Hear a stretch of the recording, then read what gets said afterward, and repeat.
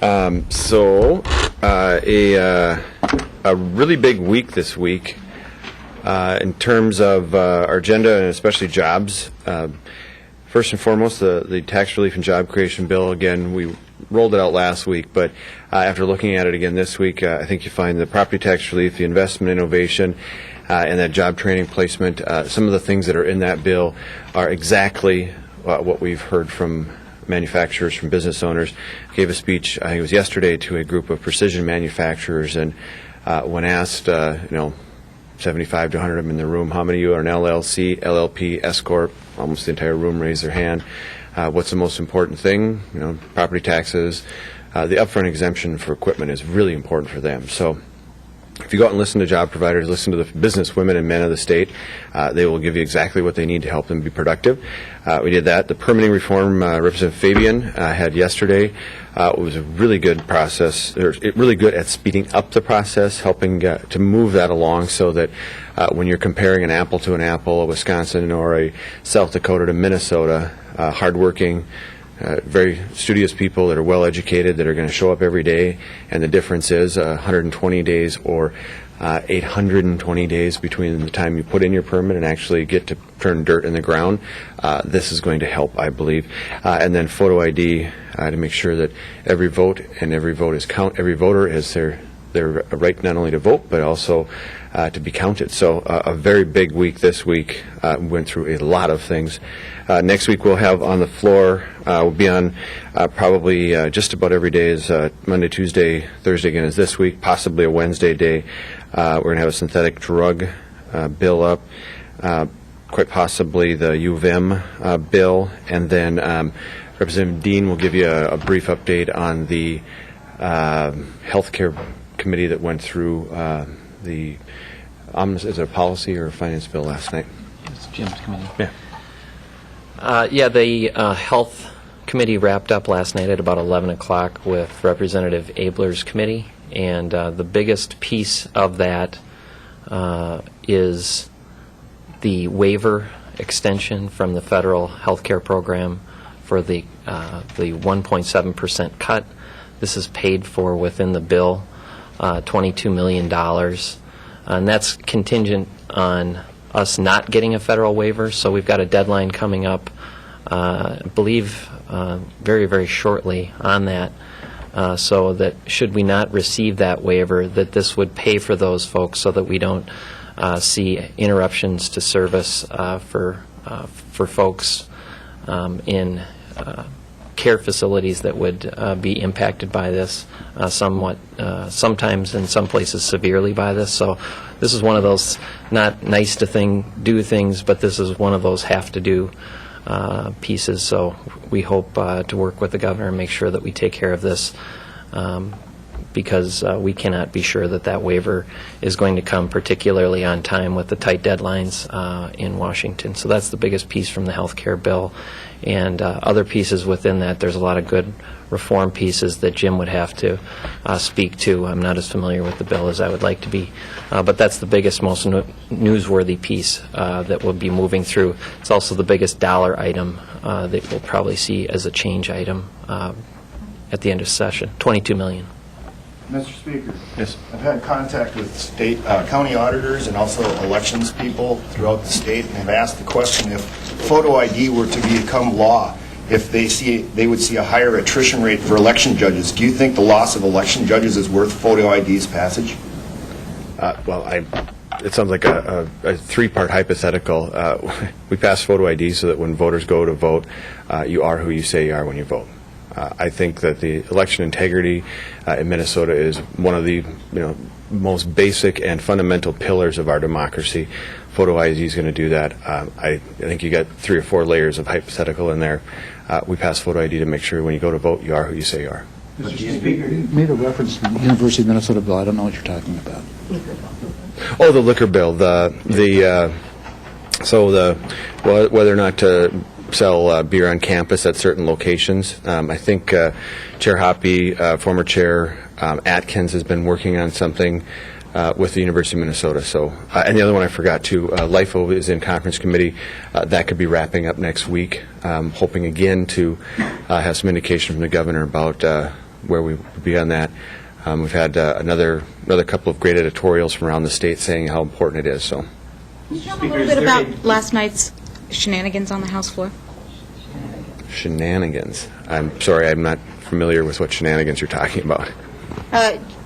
The 10-minute pause that became a 40-minute pause, that then you called for the right-to-work bill to change committees, and then the sponsor of that move wasn't on the floor, and then you moved on. Yeah, people make motions to move bills to and from committee all the time. Some of them are at the desk, get withdrawn. Some of them are actually done. So, and you know, we don't talk about what goes on in caucus. I know you would all like us to, but we have caucuses to discuss committees, to discuss bills, to discuss all kinds of things, but we don't discuss it with the public. That's what caucuses are for. Was that a GOP-sponsored move, or was it just Wardlow acting on his own? You know, the authors of the bills can move them. Anybody can move a bill through, but it is not, by no means is it shenanigans, and it's a simple motion on the floor. They happen every day. I haven't noticed such interest in the past, but we'll continue to keep you updated. At this point, the right-to-work amendment will get a committee hearing in the House. Well, like I said, this week, so we've done photo ID, tax relief, permitting, and health care reform. I think that's a pretty good week and a pretty full week. So looking forward, you know, there's definitely time left in session, but we are focused on these critical things. And again, LIFO being in conference committee, we're moving very, very quickly, but there still are only 24 hours in a day, and we want to make sure that we get through a lot of these things. It's still possible, absolutely. But we're moving forward with tax relief for small business owners, an upfront exemption for equipment purchases. I mean, these are important things. Right to work is absolutely important. I'm co-author of, I don't know if it's the current bill, but I have been on a number of these bills, so it's an important issue. But again, we're focused on the issues before us today and next week. Again, I think that from my perspective, that property tax relief for small business owners is critical right now. When would you expect to see a bonding bill on the floor? You know, working with Chair Howes, he's got his, I think it's through his committee and in Ways and Means right now, so that could be moving very quickly as well. Possibly, yeah. Mr. Speaker, if I can just get you back to right to work for a second. Sure. Leader Thiessen says that there is significant concern, what he detects as significant concern within your caucus about the potential ramifications of putting this on the ballot this fall, specifically the union money coming in, which could endanger your chances of retaining the majority. I'm extending his comments a little bit, but I think that's the gist of it. Well, it's kind of Paul to worry about us retaining the majority. I appreciate that, and I share his concern and absolutely want to retain the majority. But, you know, everybody gives out free political advice, and you take it for the value. Is there concern there on the part of some of your caucus members on the ramifications? Matt and I are concerned every single day about our members coming back in the majority. We like the 72 we've got, and we'd like to make it 75, 78, 80 would be great. But we're concerned about every single bill we vote on, but it's also about the work we're doing for the people. Just like when we went through the tort reform, it was a fight between us. We had this discussion in here. The permitting bill and the property tax relief, the upfront exemption, that's what people have asked us to do down here. Not what's good for Matt and I and the other 70 members of our caucus. This is what's good for Minnesota business owners. This is what's good for our job economy and our business climate. That's more important to us than worrying about the ramifications if you do this, if you don't do that. That's politics, and that's what this place is based on. But this is the work we've been asked to do. We're going to do that first. One more, Mr. Speaker, if I may, and then Sure. I will shut up, I promise. No, never, Bill. At least on this topic. Do you believe, personally, that there is some political risk for your caucus putting this right-to-work amendment on the ballot this fall? We start the gavel at the beginning of session. There's always political risk until the motion to sine die comes up. I think it's an issue as they come up over time. There are examples where it's been successful and where it hasn't been successful, recent and in recent past and quite a ways back. So, yes, there are things that are very important, but our calculation is, will it help the Minnesota business economy? Will it help job providers? Will it help a businesswoman who's looking to expand her plant and add more inventory so that when a sales rep goes out, makes the sale, it's not 6 months later when you deliver product? Because you can have the greatest salesmen and women in the world, but if they can't deliver the product, it doesn't really matter. So I think that's more important from my perspective, but the question has to be then, what does it do for our business economy? If it helps, if it, you know, and some of our folks do believe it, I believe it, but we have to get through these things first, and we still have time left in session. Was last night the first time that how would you suggest Is there an effort to try to get done before the Easter break, 2 weeks from yesterday, or is this going to go probably late April, early May? What's the schedule? We're moving things along to make sure that the bills get done correctly, so we want to get out of here when everything is buttoned up and done correctly, and it'll take as long as it takes.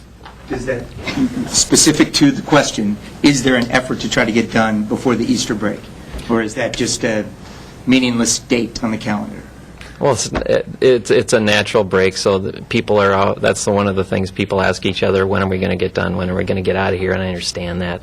But there's a lot of work to do within these bills, and trying to negotiate with the governor. We want to find some bills that we can agree to that he can sign. Whether or not we can do that within that time frame, I don't know. But the clock's really ticking. Was last night the first time the right-to-work motion was brought to the desk on the House floor? I don't know for sure. Possibly yes, but I'm not for sure. I can check for you, Jake. So why not roll it to a friendlier committee, as we've seen happen in other? And partially because it's the committee process. You go through this. We've talked about with another favorite topic around here. You've got to go through the proper committee processes. So if you do it for one bill, then what's to say you don't do it for every bill? And then why should we set up a committee process? Matt and I will decide to drop them wherever we want. I don't think that's appropriate. So are you saying right to work won't move committees? No, that's not what I'm saying. I'm just saying for right now, You're talking about the committee process. Right. So it has to go from the committee it's in to the next committee. On the other topic that I think you're referring to, will that letter from Minneapolis, if they get a majority of council members, will that speed up the stadium review in the House? Will that have any effect whatsoever on the committee process in the House? Well, I think it would be a very clear signal that's been noticeably absent. I think the other portion that needs to be answered is the same one that I asked last week. What happens if it doesn't come in, and the backup is the general fund? That is not a good deal for the taxpayers of the state, not something that any of the leaders and the governor have said is a viable source, is to take money out of the general fund to fund the stadium. So I think those are two really big questions that have not been answered. And from a process standpoint, moving through committees or deadlines is really secondary to whether or not the city council is going to be on board, and then whether or not there's an alternative source that backs up if the funds don't come in from the charitable gambling. Mr. Speaker, there's been very little movement on this week, since they couldn't get it out of committee in the Senate. And there seemed to be some movement, and I understand decisions haven't been made, or it's not definite, some movement toward getting out of here early, some things that are rolling. You're queuing up the constitutional amendments, bonding perhaps is moving. So, in your judgment, is there just not the momentum at this point to do it this legislative session, given it's sat another week now with really nothing going on at a critical time? Sure. As I said last week, we can move at a glacial pace and we can move at a NASCAR pace. I've watched, witnessed, been a part of things being absolutely stalled out, and then they take momentum, they move, whether it's an agreement between the two sides that have been fighting all session. Deadlines have a tendency to make folks maybe become a little bit more practical and pragmatic about where they are and what they need to give up on both sides. I think in this case, though, it's the council letter and it's the backup funding source, and that kind of momentum, if that is cleared up, I think that could move it. But again, that's not for me to decide. That's for the mayor and the city council of Minneapolis, and for the authors and the advocates of the bill to figure out their backup source if it does not come in at that level. Mr. Majority Leader, how's your endorsement fight going? Well, actually, I've been focused a lot on what's going on here in the building, and so that's next weekend. But I've been able to talk to a lot of delegates, and what they're really concerned about more than anything else is how are we doing on jobs. They were very excited that we passed the photo ID bill, and saw some real movement forward from the Republican majority. So. I do get a chance to hear from a lot of grassroots activists, and they're very excited about forward progress for Minnesota and for the party. Still going to abide? Absolutely, yeah. All right, anything else? We'll get you guys off on a quick weekend.